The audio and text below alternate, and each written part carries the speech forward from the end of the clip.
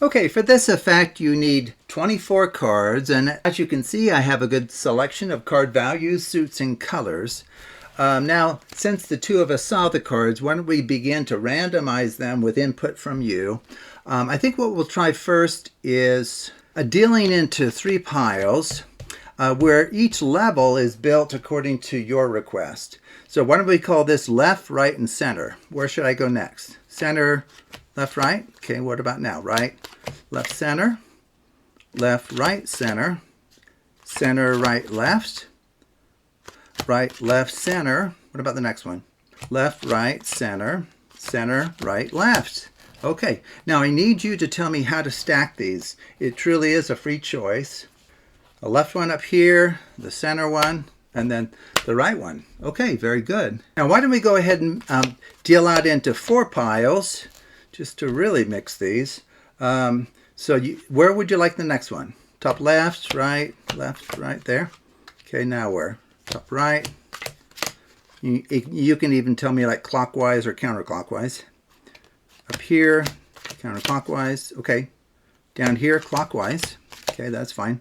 Down here, counterclockwise. Okay. Now, how would you like these stacked? It's a free choice.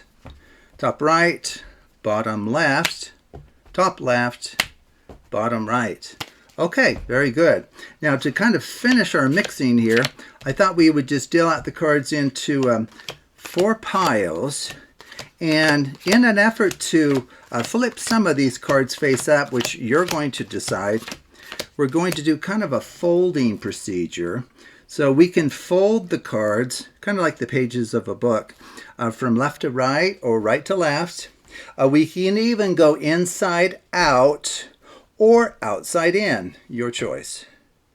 You want inside out? Okay, so that would go like this, okay? And then which of these do you want flipped and set on top of the other one? Right one flipped, set on top. Okay, very good. Okay, and then in an effort to just thoroughly mix these cards, let's go ahead and just give them a good old table wash here. Okay, very good. Extremely messy there. Excellent.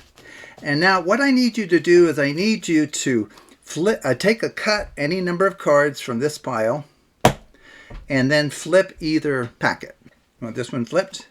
Okay, very good. And now from here, you're allowed to take any number of either pile, like this, flip them, and then we'll just do kind of a rosette shuffle into the other one.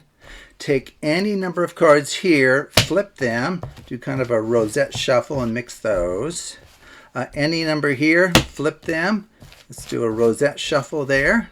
Any number whatsoever here, flip those and mix them.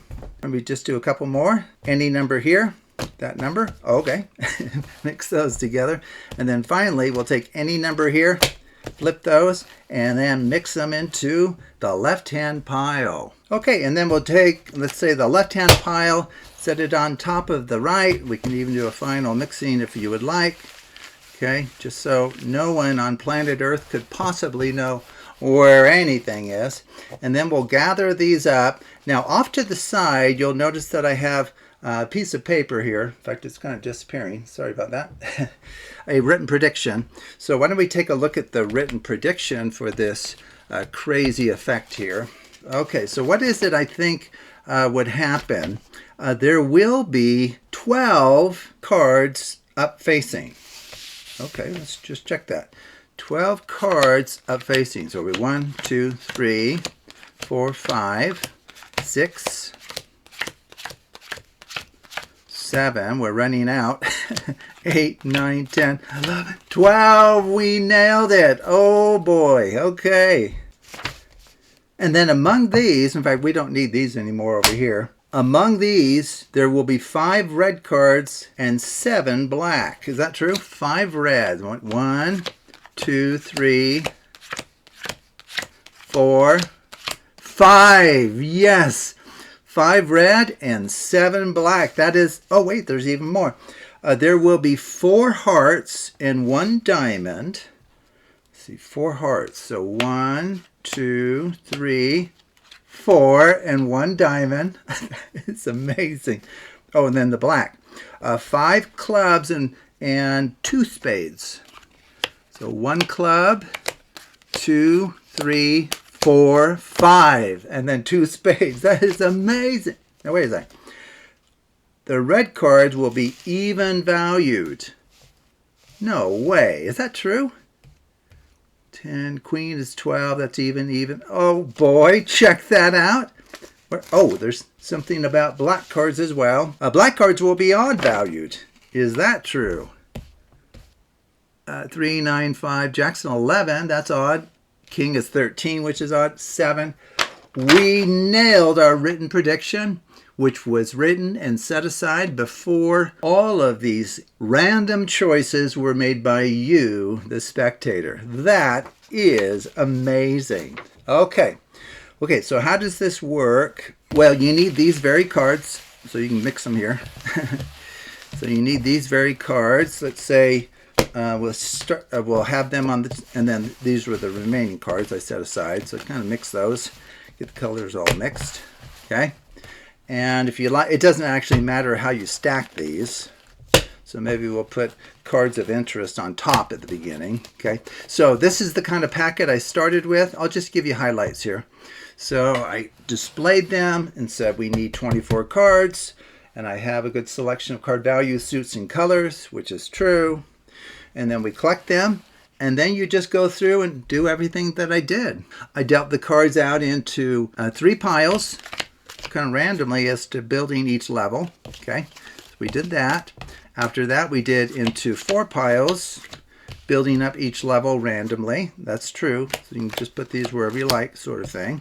Okay, and then randomly stack the piles, as in the case of the 3 piles. And then we did this folding procedure. So I'm not going to do all of it here, but so like from left to right, it would look like this. You just fold them like that. Okay.